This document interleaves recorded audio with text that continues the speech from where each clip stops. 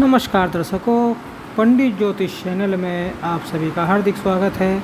आज मैं आपको हवन करने की विशेष विधि बताऊंगा। चाहे आप पूजक करें, हवन करें, होम करें, चाहे किसी प्रकार का तामसिक या वैष्णविक हवन करें, उसकी विधि बताऊंगा कैसे करना है सिंपल तरीके से। और कि आप जो गलती करते हैं, कहीं उस गलती से आपके किए हुए हवन का फल असुरों को तो नहीं मिलता, भूत पिशाचों को तो नहीं मिलता। ये सब पूरी जानकारी बताऊंगा। वीडियो पूरा अंत तक देखिए एवं वीडियो देखने से पहले आप हमारे चैनल को सब्सक्राइब कीजिए, वीडियो लाइक कीजिए। व्हाट्सएप, फेसबुक, इंस्टाग्राम एवं सभी प्रकार की सोशल नेटवर्किंग साइट्स पर हमारे वीडियो को अधिक से अधिक शेयर भी कीजिए। और साथ ही सब्सक्राइब बटन के बराबर में जो बेल आइकन है उसको दबाकर ऑल नोटिफिकेशंस को ऑन कर लीजिए, जिससे कि सनातन धर्म से संबंधित सभी प्रकार की जानकारी एवं वीडियो आपको मुफ्त में एवं समय से प्राप्त हो।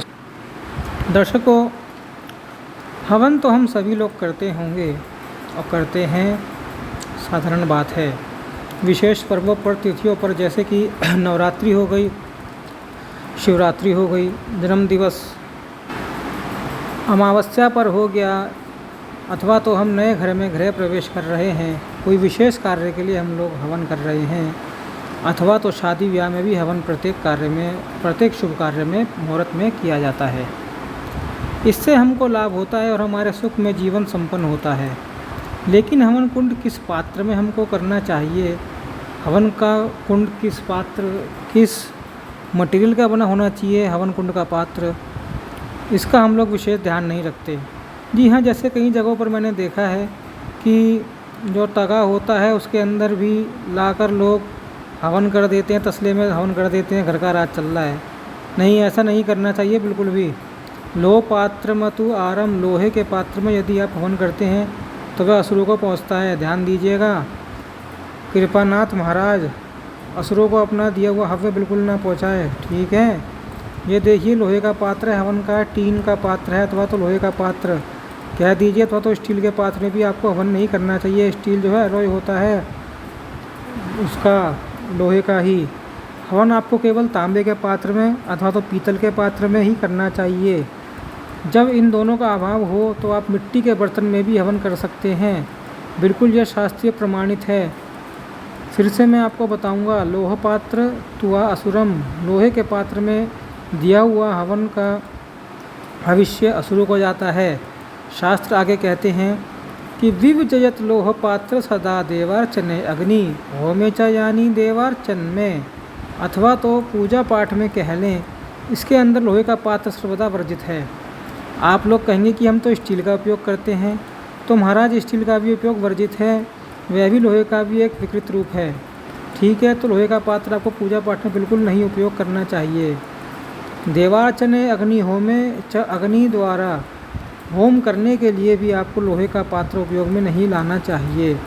लोहे का पात्र कब उपयोग में लाया जाता है, मारण, मोहन, उच्चाटन आदि जब मैली विद्याएं, तंत्र विद्या, दुष्ट विद्या, जो हमारा टॉपिक नहीं है, की जाती हैं, तो उसके अंदर लोहे के पात्र का उपयोग किया जाता है।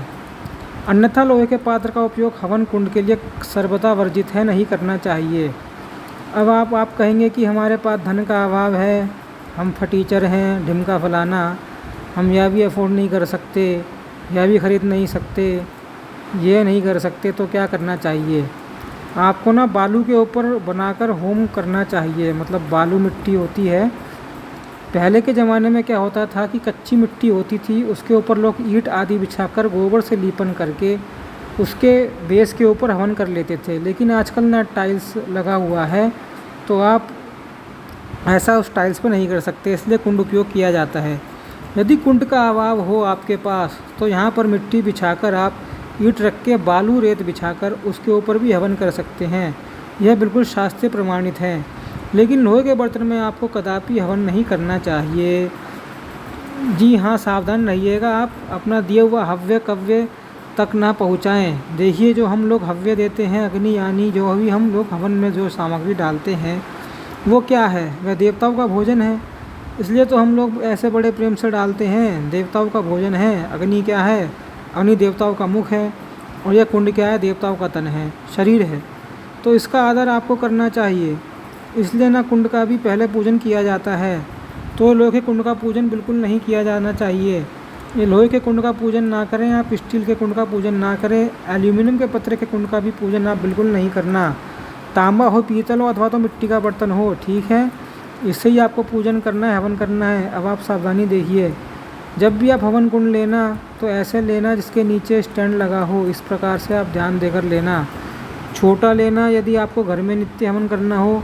यदि आपको बड़े पैमाने पे हवन करना हो तो बड़ा हवन कुंड ले लेना।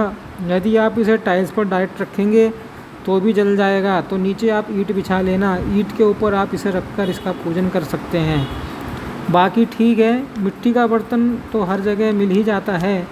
बाकी स्टैंड वाला जो कुंड है वो आप मार्केट में पूजा पाठ की दुकानों पे देख सकते हैं, आपको मिल जाएगा और आपको सस्ता मिल जाएगा। नवरात्रि से संबंधित जितनी भी सामग्री है वो आप बाज़ारों में देख सकते हैं, पूजा पाठ की दुकानों पे आपको मिल जाएगा। ऐसी ही पूजा पाठ ज्योतिष संबंधी जानकारी प्राप्त करने हेतु हमारे यूट्यूब चैनल को सब्सक्राइब, इंस्टाग्राम को फॉलो कीजिए।